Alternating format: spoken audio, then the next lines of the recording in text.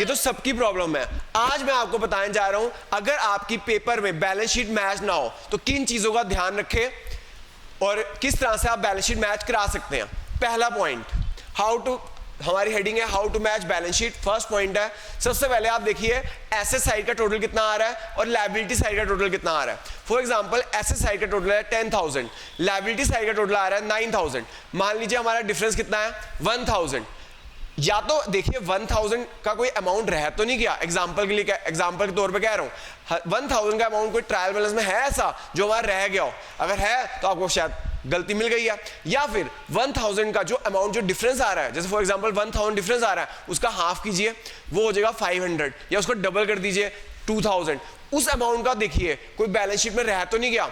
तो अगर 500 या 2,000 रह गया तो इसका डिफरेंस देखिए, क्या पता आपको ऐसे आइटम मिल जाए जो आपने रह गई है। तो पॉइंट नंबर 1 आपको क्लियर हो गया कि difference of total asset liabilities देखनी है। मैंने एग्जांपल दिया एसेट्स 10,000, लायबिलिटी 9,000, डिफरेंस 1,000। तो 1,000 को आप देखेंगे ट्रायल बैलेंस में कोई आइटम रह तो नहीं गई, या 500 या उसका हाफ कर दीजिए 500 या उसको डबल कर दीजिए 2,000। वो कोई ऐसी आइटम ट्रायल बैलेंस में कोई रह तो नहीं गई। अगर रह गई है तो उसे प्लेस कीजिए और आपका आंसर आ जाएगा। दूसरा, every adjustment has two effect. जो ट्रायल बैलेंस के नीचे एडजस्टमेंट होती है उसके डबल इफेक्ट होते हैं। क्या होते हैं? डबल इफेक्ट होते हैं। हो सकता है आपने सिर्फ सिंगल इफेक्ट दिया हो, दूसरा इफेक्ट आप देना भूल गए हो।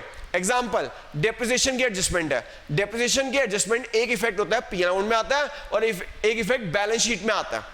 हो सकता है आपने एक इफेक्ट दिया हो, सिर्फ पी अकाउंट में लिखा हो, बैलेंस शीट में एसेट में से माइनस करना रह गया हो, या वाइस वर्सा एसेट में से माइनस कर दिया लेकिन पी अकाउंट में डेप्रिसिएशन लिखना रह गया। ठीक है, तो हर एडजस्टमेंट का देखिए जरूर कि डबल इफेक्ट दिए हैं या नहीं दिए। तीसरा, trial balance item will return twice. क्या आपने, कई बार क्या होता है हम ट्रायल बैलेंस के आइटम ट्वाइस लिख देते हैं, एक बार एडजस्टमेंट डील करते वक्त और एक बार ट्रायल बैलेंस के आइटम डील करते वक्त। तो हम कई बार दो आइटम दो बार लिख देते हैं जिस वजह से हमारी बैलेंस शीट मैच नहीं होती। Example, wages outstanding.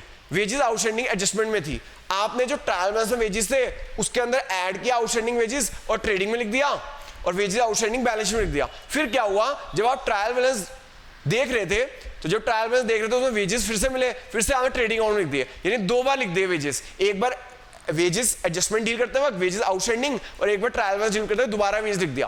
तो ये आम गलती होती है बच्चे, एक ही आइटम जो एक एडजस्टमेंट डील करते वक्त और एक बार ट्रायल बैलेंस डील करते वक्त दो बार लिख देते हैं। तो इस बात का ध्यान रखिए। और last, confusing item in the trial balance. Confusing item in the trial balance क्या होती है? For example, loan. लोन से हमारे माइंड में आता है लायबिलिटी है, तो उसे हम लायबिलिटी में लिख देते हैं। लेकिन अगर लोन ट्रायल बैलेंस की डेबिट साइड में दे रखा है तो वो एसेट होता है, उसे एसेट में लिखना, लेकिन बच्चे गलती कर देते हैं उसे लायबिलिटी में लिख देते हैं। उसी तरह रेंट, रेंट खर्चा है, पी अकाउंट की डेबिट साइड में आता है, लेकिन अगर रेंट कहां लिखा हो ट्रायल बैलेंस की क्रेडिट साइड में दे रखा हो तो वो इनकम है, तो वो पी अकाउंट की क्रेडिट साइड में आएगी।